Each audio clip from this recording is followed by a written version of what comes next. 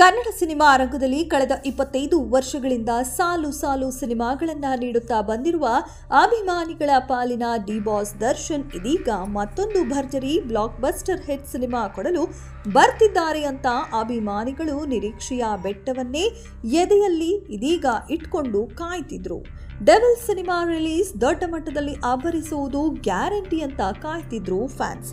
ಇಂತಹ ಸಮಯದಲ್ಲೇ D boss Darshan 287 ದಿನಗಳ ನಂತರ ಬಳ್ಳಾರಿ ಜೈಲಿಗೆ ಹೋಗಲಿದ್ದಾರೆ ಅನ್ನೋ ತೀರ್ಪು ಸದ್ಯ ಹೊರಬಂದಿದೆ. ಅಂದಹಾಗೆ ಪವಿತ್ರ ಗೌಡಗೆ ಅಶ್ಲೀಲವಾಗಿ ಮೆಸೇಜ್ ಕಳುಹಿಸಿದ್ದ ಎಂಬ ಕಾರಣಕ್ಕೆ ಚಿತ್ರದುರ್ಗ ಮೂಲದ ರೇಣುಕಾಸ್ವಾಮಿ ಎಂಬ ವ್ಯಕ್ತಿಯ ಕಿಡ್ನಾಪ್ ಅನ್ನ ಮಾಡಿ ಬೆಂಗಳೂರಿಗೆ ಕರೆತರಲಾಗಿತ್ತು.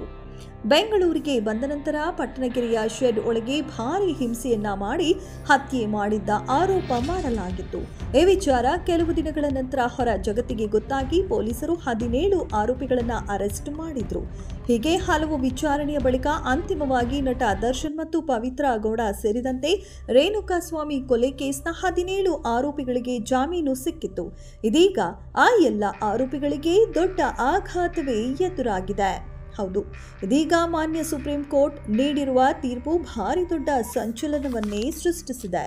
ರೇಣುಕಾಸ್ವಾಮಿ ಕೊಲೆ ಕೇಸ್ನಲ್ಲಿ ಬೇಲ್ ಅಂದ್ರೆ ಜಾಮೀನು ಪಡೆದಿದ್ದ ನಟ ದರ್ಶನ್ ಮತ್ತು ಪವಿತ್ರ ಗೌಡ ಸೇರಿ ಇತರ ಆರೋಪಿಗಳ ಜಾಮೀನು ಆದೇಶವನ್ನ ಪ್ರಶ್ನೆ ಮಾಡಿ ಬೆಂಗಳೂರು ನಗರ ಪೊಲೀಸರು ಸಲ್ಲಿಸಿದ್ದ ಅರ್ಜಿಯ ವಿಚಾರಣೆ ನಡೆಸಿದ್ದ ಮಾನ್ಯ ನ್ಯಾಯಮೂರ್ತಿಗಳು ಇಂದು ತೀರ್ಪು ನೀಡಿ ಆದೇಶ ಹೊರಡಿಸಿದ್ದಾರೆ. ನಟ ದರ್ಶನ್ ಮತ್ತು ಪವಿತ್ರ ಗೌಡ ಸೇರಿದಂತೆ ಇತರ ಆರೋಪಿಗಳ ಜಾಮೀನು ರದ್ದು ಮಾಡಲಾಗಿದ್ದು ಮತ್ತೆ ಸೆಂಟ್ರಲ್ ಜೈಲಿಗೆ ಹೋಗುವುದು ಗ್ಯಾರಂಟಿ ಆಗಿದೆ. ಇದರ ಬೆನ್ನಲ್ಲೇ ಇದೀಗ ದರ್ಶನ್ ಬೇಲ್ ರದ್ದಾಗಲು ಯಾರು ಕಾರಣ ಹಾಗೂ ಇದರ ಹಿಂದೆ ಯಾರು ಇದ್ದಾರೆ ಅನ್ನೋ ಮಾತು ಮುನ್ನೆಲೆಗೆ ಬಂದಿದೆ. ಎಸ್, ನಟ ದರ್ಶನ್ ಜಾಮೀನು ರದ್ದಾಗಲು ಆ ಒಬ್ಬ ರಾಜಕಾರಣಿಯೇ ಕಾರಣ ಎಂದು ಸದ್ಯ ಗಾಂಧಿನಗರದಲ್ಲಿ ಟಾಕ್ ಶುರುವಾಗಿದೆ. ಅದು ಮಾತ್ರ ಅಲ್ಲದೆ ದರ್ಶನ್ಗೆ ದುಡ್ಡಿನ ಡಿಮ್ಯಾಂಡ್ ಕೂಡ ಇಟ್ಟಿದ್ದಾರೆ.